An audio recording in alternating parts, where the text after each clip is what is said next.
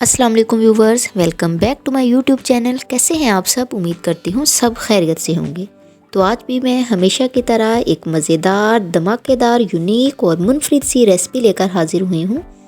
ये वो स्नैक्स हैं, ये वो रमज़ान स्पेशल स्नैक्स हैं जो ऊपर से बहुत ज़्यादा क्रिस्पी और क्रंची होंगे और अंदर से बहुत ही नरम और जूसी होंगे।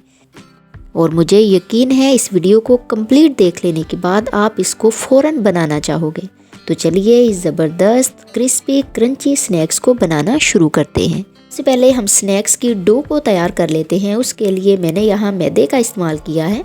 मैं 1.5 कप मैदे का इस्तेमाल कर रही हूँ और मैदे को इस्तेमाल करने से पहले छानना बहुत ज़रूरी होता है, इसलिए मैंने इसे अच्छे से छान लिया था। इसके बाद इसमें 4 टेबलस्पून मेल्ट किया हुआ घी ऐड कर देंगे। अकॉर्डिंग टू टेस्ट आप इसमें नमक डाल दीजिएगा और हाफ़ टी स्पून जितनी हम अजवाइन डालेंगे।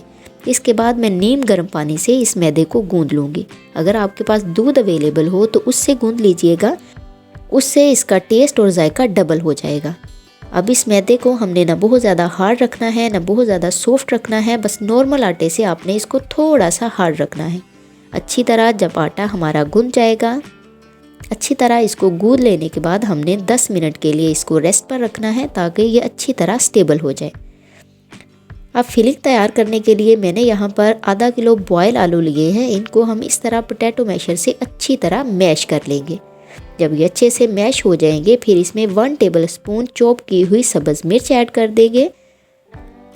2 टेबलस्पून बारीक कटा हुआ प्याज ऐड कर देंगे। तकरीबन 2 टेबलस्पून इसमें हम सब्ज़ धनिया ऐड कर देंगे और अकॉर्डिंग टू टेस्ट आप इसमें नमक ऐड कर लीजिएगा। अच्छी तरह तमाम चीज़ों को हमने यकजान करना है। अच्छी तरह मिक्स कर लेने के बाद हमारी ज़बरदस्त और सिंपल सी फिलिंग बनकर तैयार हो गई है। इसको रखते हैं साइड पर और दूसरी तरफ यहाँ पर मैं 2 टेबलस्पून मैदे का इस्तेमाल करूँगी और इसके अंदर थोड़ा सा पानी डालकर एक गाढ़ा सा हम पेस्ट तैयार कर लेंगे।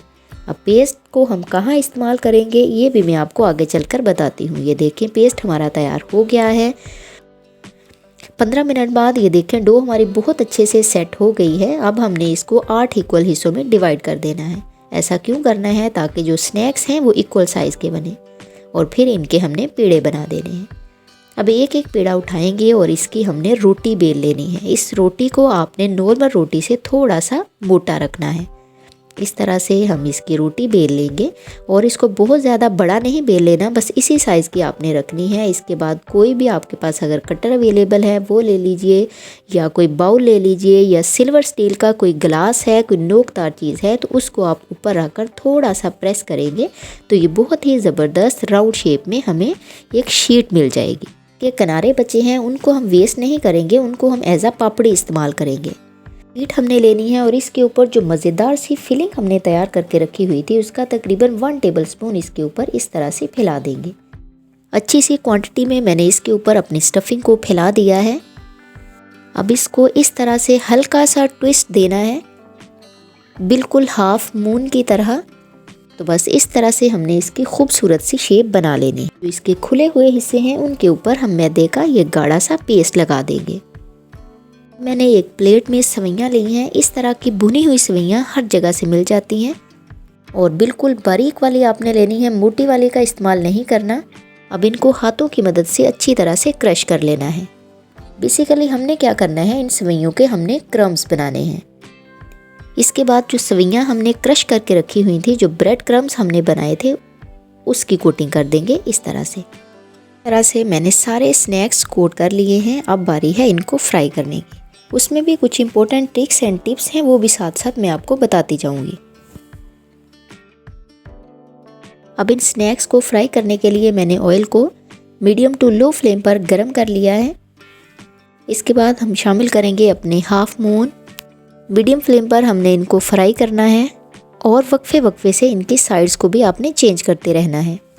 ये स्नैक्स हमारे थोड़े डिफरेंट हैं क्योंकि ऊपर से बहुत ज़्यादा क्रिस्पी और क्रंची होंगे और अंदर से बहुत ज़्यादा नरम और जूसी बनेंगे। अब आपके सामने इनके जो किनारे हैं वो हमने अच्छी तरह से कोट कर दिए हैं, इसलिए स्टफिंग बिल्कुल भी बाहर नहीं निकलेगी। बस एक बात का आपने ख्याल रखना है कि जब आप इन स्नैक्स को ऑयल से बाहर निकालें और आंच को आपने कम नहीं करना, आंच को आपने मीडियम टू लो ही रखना है। जब सारे स्नैक्स आप बाहर निकाल लोगे उसके बाद आपने फ्लेम को ऑफ करना है। तो बस जी हमारे स्नैक्स बहुत अच्छी तरह गोल्डन ब्राउन से हो गए हैं। अब हम इनको बाहर निकालते हैं। तो बहुत ही क्रिस्पी से, क्रंची से और मज़ेदार से स्नैक्स हमारे बनकर तैयार हैं। आप इन स्नैक्स को मेयोनीज़ के साथ खा सकते हैं, केचप के साथ खा सकते हैं, धनिया की चटनी के साथ खा सकते हैं या मिंट मायो सॉस के साथ खा सकते हैं। किसी के साथ भी खाइए, ये आपको बहुत ही मज़ा देने वाले हैं। तो हमारी Ramzan special recipe, iftar special recipe, easy and quick recipe बनकर तैयार है। बच्चों के लंच बॉक्स के लिए भी बहुत ही ज़बरदस्त है। आप भी इसे खाइए, बनाइए और मुझे कमेंट बॉक्स में लाजमी बताइएगा कैसी लगी मेरी ये रेसिपी।